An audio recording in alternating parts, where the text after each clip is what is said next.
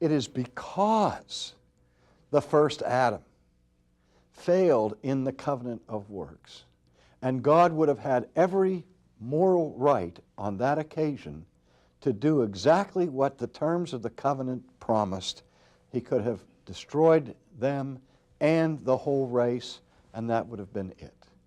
But instead, He condescended to cover their nakedness and to promise them redemption through one who would act as their Savior. And so that God then at that point institutes the covenant of grace, which is given to Abraham, which is given to Moses, which is given throughout the Old Testament, the promise that God would redeem His people who were guilty according to the covenant of works, that He would save His people through another way.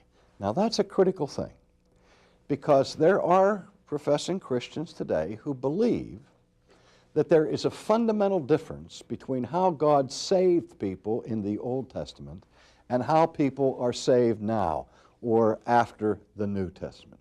That, despite Paul's laboring the point in the 3rd, 4th, and 5th chapters of Romans, using Abraham as his illustration, that salvation was accomplished in the Old Testament by grace, just as it is in the New Testament, and that Abraham was justified not by the works of the law, but by faith in the promised Messiah. The difference is the difference between promise and fulfillment.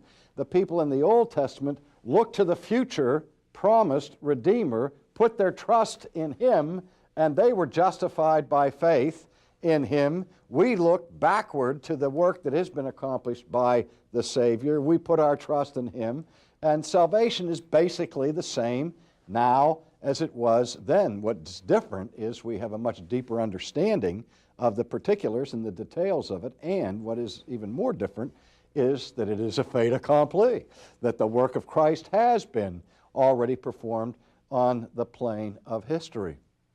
But once a person breaks the covenant of works, the only way he can possibly be restored to fellowship with God is by God's mercy, not by His justice, by His grace, not by our works.